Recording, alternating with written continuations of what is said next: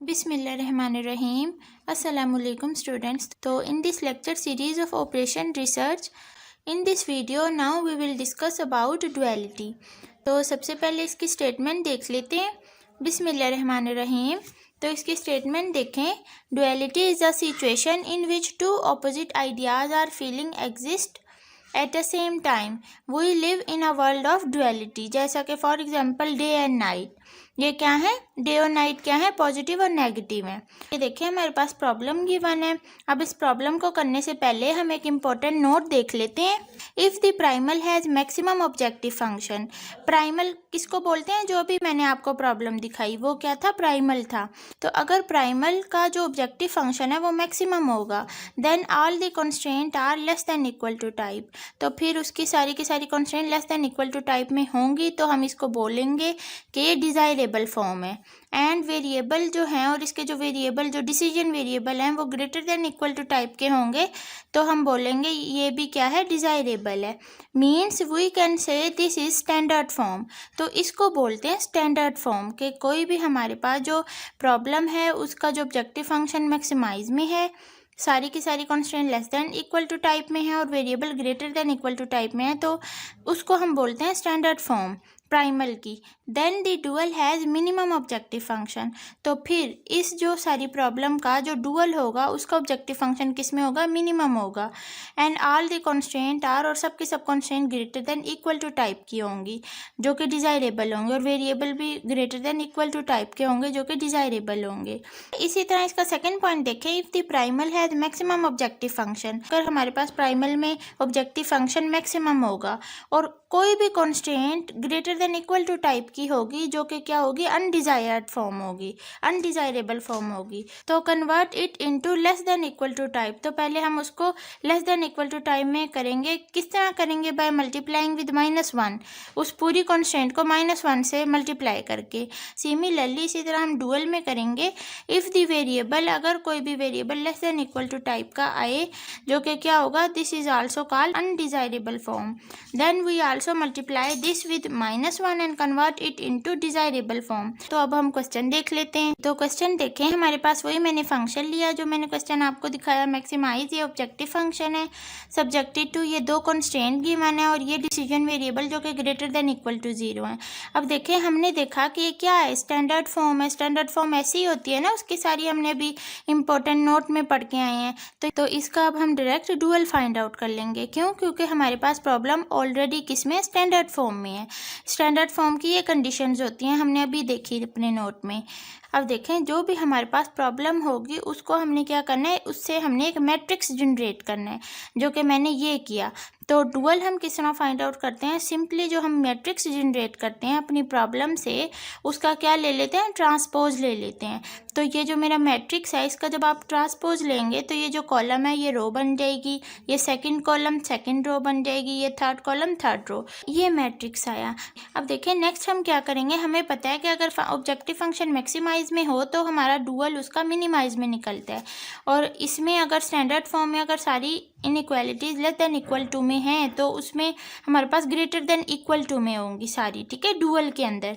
तो अब इसमें देखें ये y1 + 3y2 और is greater than equal to 6 हो जाएगा. और ये क्या हो जाएगा? y1 + 2y2 is greater than equal to 5. ठीक है, ये डुअलिटी की कंडीशन है कि जो कॉन्स्टेंट होती हैं वो ग्रेटर देन इक्वल टू में लिखी जाती हैं डुअलिटी में, डुअल में.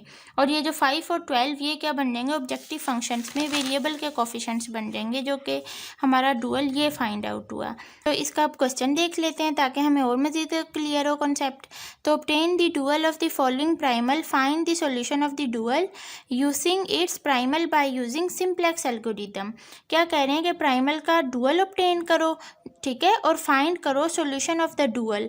और जो हम डुअल जो ऑब्टेन करेंगे उसका सॉल्यूशन फाइंड आउट करो यूजिंग इट्स प्राइमल, अपने प्राइमल को यूज़ करते हुए. किस मेथड से? सिंप्लेक्स एल्गोरिथम से, मतलब सिंप्लेक्स मेथड से. तो ये देखें वही मैंने प्रॉब्लम ली. अब हम क्या करने जा रहे हैं? ये जो हमने प्रॉब्लम ली थी ना, ये वाली प्रॉब्लम, ये तो प्राइमल था. इस प्राइमल का सॉल्यूशन हम फाइंड आउट कर देंगे सिंप्लेक्स मेथड से. और जो इसका डुअल निकाला है ये इसका सॉल्यूशन फाइंड आउट करेंगे और देखेंगे कि क्या इनके आंसर सेम आते हैं. तो ये मैंने वो प्रॉब्लम लिखी सबसे पहले, ये प्राइमल मैंने लिखा है अब यहाँ। तो ये लेस दैन इक्वल टू है, हमें पता है जब लेस दैन इक्वल टू हो तो हम स्लैक वेरिएबल्स ऐड करवाते हैं। तो इधर से यहाँ देखें सब्जेक्टेड टू ये स्लैक वेरिएबल्स मैंने ऐड करवाई u1 u2 ये 2 है, तो ये 2 मैंने स्लैक वेरिएबल्स ऐड करवाए और अब पहले 2 थे तो अब 4 हो गए, ग्रेटर दैन इक्वल टू 0 है। हमें पता है जो हम स्लैक वेरिएबल्स ऐड करवाते हैं उनकी कंट्रीब्यूशन ऑब्जेक्टिव फंक्शन में 0 कोफिशिएंट के साथ लिखी जाती है, तो वो मैंने लिख दिया। अब नेक्स्ट देखें, इसका हम टेबल बनाएंगे बाय यूजिंग सिंप्लेक्स मेथड। अब देखें बाय यूजिंग सिंप्लेक्स एल्गोरिथम, हम सारा सिंप्लेक्स मेथड पढ़ के आए हैं, उस हिसाब से उस तरीके से हमने सारी परफॉर्मेंस की। ठीक है, ये सारी जब आप परफॉर्मेंस कर लेंगे तो ये आपके पास सोल्यूशन आ जाएगा। यहाँ आपका एल्गोरिथम टर्मिनेट हो गया है, क्यों? क्योंकि हमारा क्वेश्चन था मैक्सिमाइज में, तो यहाँ से हमारे पास कोई मैक्सिमम वैल्यू मिल ही नहीं रही एंटरिंग वेरिएबल सेलेक्ट करने के लिए, तो यहाँ हमारा एल्गोरिथम स्टॉप हो गया है। अब देखें इसमें हमारे पास सोल्यूशन क्या मिला, ये प्राइमल का सिंपली सोल्यूशन हम निकाल रहे हैं। x2 3 मिला है, x1 2 मिला है और जो z मिला है, जो ऑब्जेक्टिव फंक्शन की वैल्यू मिली है मिनिमम, वो 27 मिली है। अब देखें ये तो हमने सोल्यूशन फाइंड आउट किया अपने प्राइमल का। ठीक है, तो इसी टेबल से ना हम अपने डुअल का आंसर भी बता सकते हैं। वो कैसे? ये जो हमारे पास जो स्लैक वेरिएबल्स ऐड करवाए थे ना खुद से, ये देखें u1 जो मैंने ऐड करवाया था उसी की कॉलम में आप नीचे लिख दें y1, जो कि किसका वेरिएबल है? डुअल का वेरिएबल है, जो हमने डुअल में चेंज करके लिखे थे y1 और y2। इस कॉलम के नीचे लिख दें y1 और जो सेकंड जो स्लैक वेरिएबल हमने ऐड करवाया था उसके नीचे लिख दें y2, मतलब जो डुअल का सेकंड वेरिएबल है वो लिख दें। तो अब ये जो y1 और y2 के ऊपर जो cj माइनस zj रो है, इसमें से हमने ये वैल्यूज़ लेनी है, तो ये इसका डुअल का आंसर है। लेकिन ये वैल्यूज़ इसी तरह नहीं लेनी, माइनस साइन को हटा के लेनी है।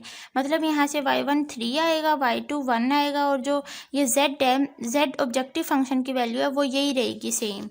वो गिवन प्राइमल का सोल्यूशन हमने लिखा जो मैंने आपको बताया। तो ये देखें, ये मैंने डुअल का फंक्शन लिखा, डुअल की प्रॉब्लम लिखी, कौन सी? ये वाली। यही हमने डुअल फाइंड आउट किया था ना उस प्राइमल का, तो वो मैंने यहाँ प्रॉब्लम लिखी। अब देखें इसका सोल्यूशन हमने सिंप्लेक्स एल्गोरिथम टेबल से ये यहाँ पहले बता दिया है कि ये आएगा, लेकिन अभी हम आगे परफॉर्म करके चेक करते हैं कि क्या वाकई हमारे पास यही आंसर आता है। तो उसके लिए देखें, इसमें हमारे पास कंस्ट्रेंट गिवन है greater than equal to type की। तो हमें पता है कि greater than equal to type की हो तो कोई ना कोई सरप्लस वेरिएबल या नेगेटिव स्लैक वेरिएबल ऐड करवाना पड़ता है।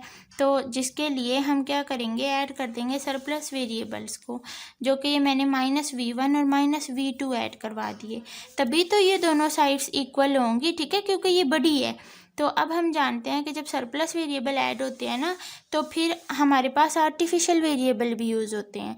आर्टिफिशियल वेरिएबल भी हमने इंट्रोड्यूस करवाने पड़ते हैं ताकि हमारे पास आइडेंटिटी मैट्रिक्स बन जाए। ये a1 और a2 मैंने आर्टिफिशियल वेरिएबल भी ऐड करवा दिए। अब भी हम सरप्लस वेरिएबल जो है वो ऐड करवाते हैं, ठीक है, उसके साथ हमें आर्टिफिशियल वेरिएबल का यूज़ करना पड़ता है, और जिसको हम सॉल्व करते हैं बाय टू फेज मेथड से और बिग एम मेथड से।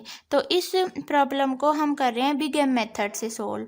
ये मैं आपको बता दूँ, अगर तो आपके पास फंक्शन मिनिमाइज का है तो फिर हमारे पास इनकी जो कंट्रीब्यूशन है ऑब्जेक्टिव फंक्शन में एम कैपिटल M कोफिशिएंट के साथ लिखी जाती है। ठीक है, और अगर आपके पास फंक्शन मैक्सिमाइज का होता फिर जो a1 a2 यहाँ जो भी आर्टिफिशियल वेरिएबल आप ऐड करवाते हैं उनकी -m कंट्रीब्यूशन के साथ लिखी जाती। ये सारा हम करके आए हैं बिग एम और टू फेज मेथड में।